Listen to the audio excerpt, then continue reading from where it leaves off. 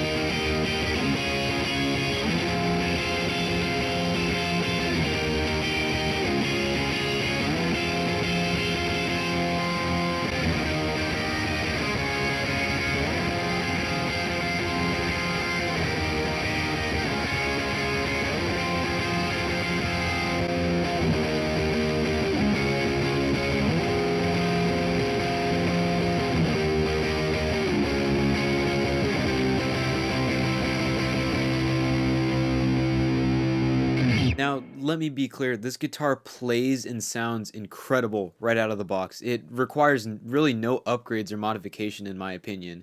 But just for the sake of some fun, I bought a 920D custom Jazzmaster wiring harness. I've heard a lot of good things about them, so I just wanted to try it out. And I also bought a set of Fender Mascis signature pickups. They're supposed to be very, very different from the pickups that come stock on this guitar, so I was just curious and wanted to see how they sounded compared to the stock pickups.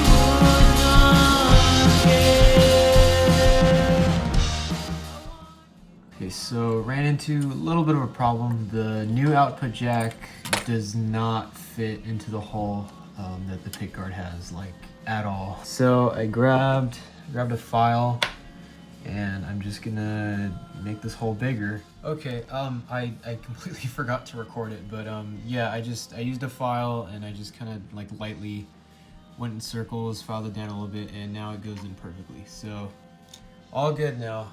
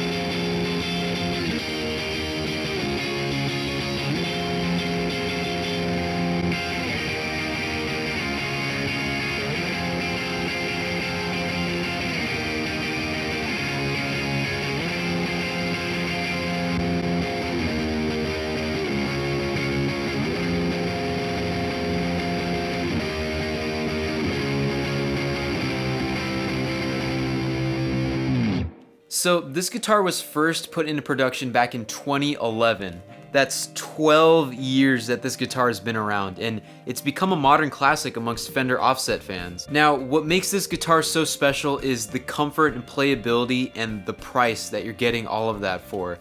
This is one of the most comfortable necks that I have ever felt. It's a C-shaped neck with a 9.5-inch radius, which is pretty standard Fender stuff, but it has this like overly silky smooth satin finish on the back that is unlike any standard Fender American or Mexican model. Now, right here next to me, I have a Fender American Professional 2 Stratocaster. And ever since I sold my other Mascis Jazzmaster, this has been my main guitar. And this is also one of the most comfortable guitars that I've ever played. But now that I've got this guitar back, as of late, I've just been going back and forth between these two guitars. May I remind you that this is an $1,800 retail instrument, and this is a $500 retail instrument. And I just think that they're super comparable in terms of playability and functionality. This guitar, for what you're getting for the price, is just incredible. I mean, just this past weekend I played a festival with my band and I used the Squier as my primary instrument. I brought the American Professional as just a backup guitar and I never even ended up bringing it out. This guitar just killed it the entire time. Now I do want to reiterate that this guitar requires no modification right out of the box. It's a killer instrument just the way that you get it from the factory. I just thought it was funny how Mascis has a signature Jazzmaster pickup set, and it is just like night and day different to the pickups that come on his signature Jazzmaster. And while we're on the topic of pickups, I do want to mention that the stock pickups in this guitar are not your typical Jazzmaster pickup sound, and they're not supposed to be. You know, this isn't a standard Jazzmaster, this is an artist's signature Jazzmaster. Now, while we're on the topic of pickups, I do want to add that the stock pickups on this guitar are very different from your standard Jazzmaster pickups, which makes sense. This is not a standard Jazzmaster, this is an artist signature. They sound very hot, they're very high output and very fat sounding, and they sound super good. It's a really, really cool sound. But it's just worth mentioning that if you're expecting your standard jangly Jazzmaster kind of sound, that's not what you're gonna get. I don't think that these pickups are bad. I really, really like the pickups that come stock on this guitar. I just think it's worth mentioning. So I don't want this to come off as kind of a criticism, just kind of a just so you know kind of thing. Mascis' signature pickup set is a lot closer to your standard Jazzmaster sound. It's a very vintage, low output, but jangly and beautiful sound, and very different from the modern, fat, high output sound that comes stock on this guitar. So if you do end up getting this guitar and you're unsatisfied with that, I would definitely check out those Mascis signature Jazzmaster pickups. And that pickup set also happens to be the cheapest official Fender Jazzmaster pickups that are available right now, so highly encourage you to check those out. But now back to the guitar itself. The overall build quality of this thing is just so good, even if you don't even look at the price. It just is a well-built, solid guitar.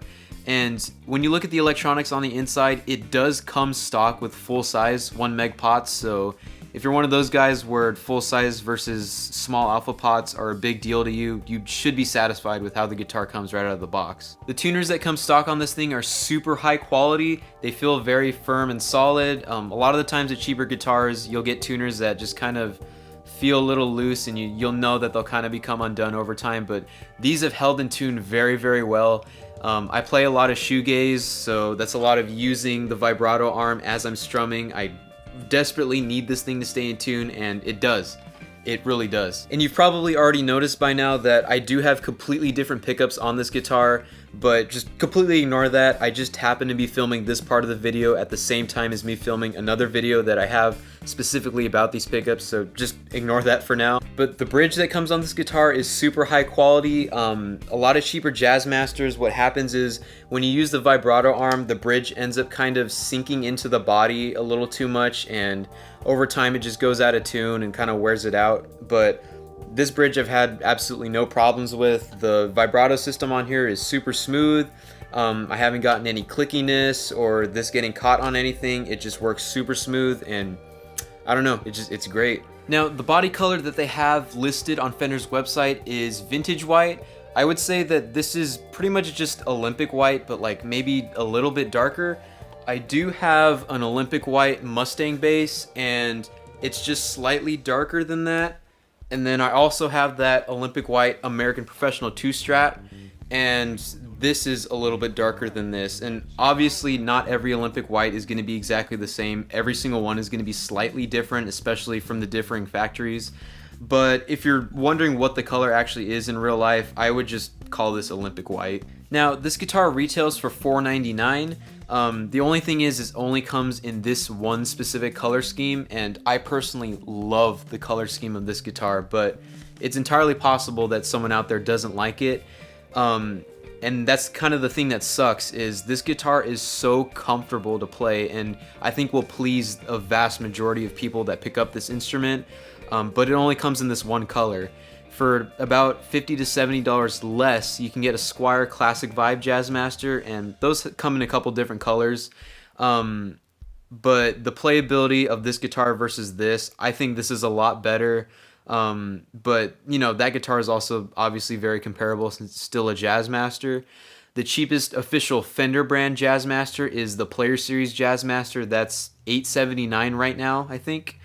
And those have the Jazzmaster body shape and vibrato system, but beyond that, I don't know. I don't know if I would consider them a Jazzmaster. They have two humbuckers and completely different electronics, and I don't know. I just think they're kind of Jazzmaster flavored, but I don't know. They are very cool instruments. I have tried one before, and you know, they sound really cool. They're very cool instruments, but I don't know if I would call them Jazzmasters.